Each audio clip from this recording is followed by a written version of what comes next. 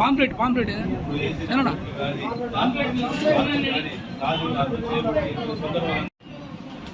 సరే చూడండి సార్ పక్క రావాలా నువ్వు కూడా రావాలి పక్క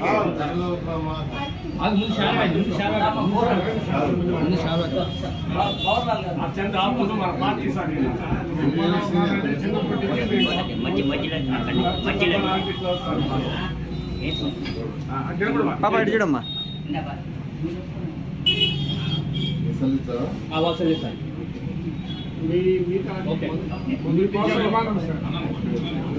పాంప్లెట్ సార్ పాంప్లెట్ పెట్టుకోండి సార్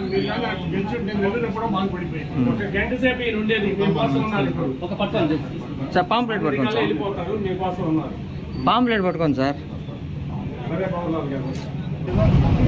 ఈరోజు చిన్న బజారే కాదు ఒక పెద్ద బజారే కాదు చౌరస్పేట కాదు ఎక్కడికి వెళ్ళినా ఏ వీధికి వెళ్ళినా ఈసారి మీరే సార్ అనే పదం వినపడుతుంది. ఈసారి మీరే సార్ అంటే వాళ్ళ గతంలో మాకేలా వాళ్ళకి ఈరోజు అర్థమైపోయింది అభివృద్ధి చేసేది ఎవడో అనేది అర్థమైపోయింది. సార్ చేసినటువంటి పోయినసారి నెల్లూరు టౌన్ని దాదాపు 90% పూర్తి చేశారు అభివృద్ధి. మొత్తం అంటే అయిపోయింది. అదే కాకుండా ఈసారి కానీ గెలిస్తే మరో చెన్నై చేస్తారు అనే నమ్మకం ప్రజల్లో ఉంది. నేను ఒకటే అడుగుతున్నా, దొంగోట్ల అనిల్ని, దొంగోట్లతో గెలిచిన అనిల్ని పోయినసారి 15,000 దొంగోట్లతో నువ్వు గెలిచావు. దొంగోట్లో లేకుంటే పోయినసారి 13,000తో నారాయణ గారు గెలిచినవాళ్ళు. ఈరోజు దాదాపు 16,000 దొంగోట్లు ఏరేసాం. ఎవరికి మా సార్ ఒకటే చెప్తున్నారు నారాయణ గారు, మనకి దొంగోట్లు ఉండకూడదు వాళ్ళకి దొంగోట్లు ఉండకూడదు అని అధికారులు చెప్తున్నారు. అందుకని దొంగోట్ల అనిల్ ఇప్పుడు ఈ చరిత్ర అయిపోయింది. ఊరుకోరుకునే నారాయణ తిట్టడం మా సార్కి తిట్టే చేత కాదు. ఆయన ఎప్పుడు దాని గురించి ఆలోచించడు. ఆయనకి అలవాటు లేదు. ఆయనకుండే అలవాటు అంతా ఒక్కటే, అభివృద్ధి అభివృద్ధి అభివృద్ధి. ఆ దెబ్బ ఆయనకి ఇంకోటి తెలియదు. ఈ పిచ్చి చేష్టాలు, నువ్వు మీసం తిప్పడం, నువ్వు మీసం తిప్పితే మేము తిప్పగలం, నీ కాళ్ళు ఉంటే మాకు కాళ్ళు ఉంటుంది. అది కాదు. ఇప్పటికే జనానికి అర్థమైపోయింది దొంగోటుతో గెలిచిన దొంగ నీరు. దాదాపు 3,000 కోట్లుగా ఈరోజు సంపాదించున్నాడు. 3,000 కోట్ల పైన సంపాదించున్నావు.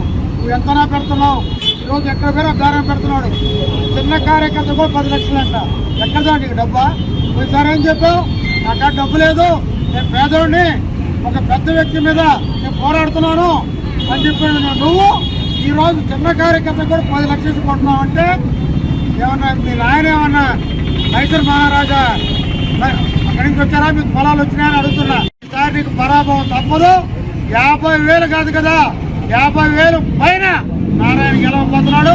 నెల్లూరు పట్టడం మరో చెన్నై చేయబోతున్నాడు కూడా నేను తెలియజేస్తున్నాను. చిన్న బజారు పెద్ద బజారు ఏరియాలు 46, 47 2 డివిజన్లు 44, 46, 47 ఈ 3 డివిజన్లలో భవిష్యత్ గ్యారంటీ కార్యక్రమంగా డోర్ టు డోర్ చేయడం జరిగింది. షాప్స్ ఎక్కువగా షాప్స్ ఉంటాయి. అయితే ఎక్కువగా ఇప్పటివరకు తిరిగిన దాంట్లో వ్యాపారస్తులు ఉన్నారు. ఎక్కువగా బంగారం చేసుకునే వ్యాపారస్తులు, ఇలా రకరకాల వ్యాపారస్తులు చేసుకున్నారు. వాళ్ళందరూ ఒకటే చెప్తున్నారు, ఈసారి ఖచ్చితంగా మీకే ఓటేస్తామని. వాళ్ళకి చాలా కంఠాపరంగా చెప్తున్నారు. ఇంకా వాళ్ళ స్పందన అనూహ్యంగా ఉంది.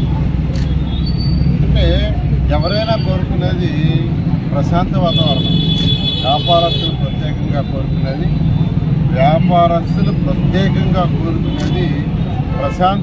ప్రశాంతమైన ఎన్విరాన్మెంట్ కావాలి.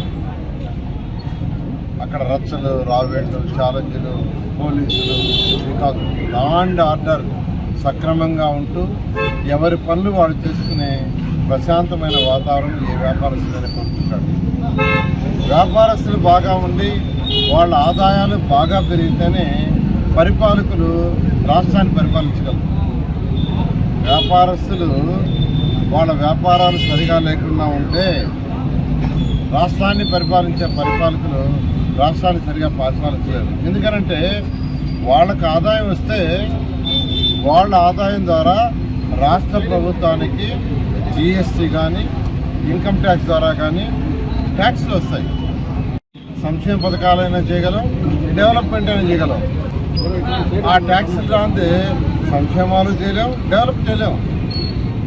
కాబట్టి ప్రభుత్వాలు పరిపాలన సరిగా చేయాలంటే వ్యాపారస్తులు వాళ్ళ వ్యాపారాలు బాగా చేసి వాళ్ళు ఆర్థికంగా బలపడాలి.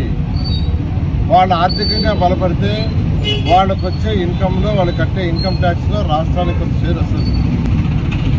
జిఎస్టీ ద్వారా 43% రాష్ట్రానికి వస్తుంది. దాని ద్వారా రాష్ట్ర ప్రభుత్వాలు సంక్షేమ పథకాలు చేయొచ్చు, పేదలకి డెవలప్మెంట్ చేయొచ్చు.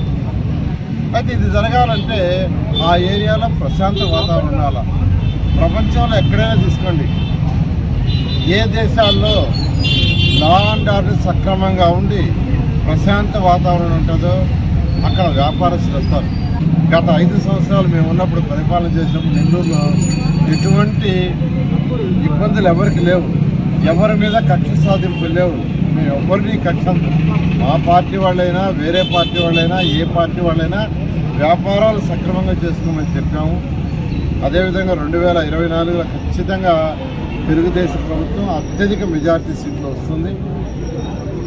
ఖచ్చితంగా ఈ రాష్ట్రంలో పరిపాలన జరుగుతుంది. అటు పేదలకి వ్యాపారస్తులకి నేను ప్రత్యేకంగా నెల్లూరులో చెప్తున్నాను. గత ప్రభుత్వం తెలుగుదేశం ప్రభుత్వం ఎలాంటి వాతావరణం ఉండిందో అంతకంటే మంచి వాతావరణం లా అండ్ ఆర్డర్ ఉండేటట్టుగా చేస్తామని మీ అందరికీ తెలియజేస్తాం.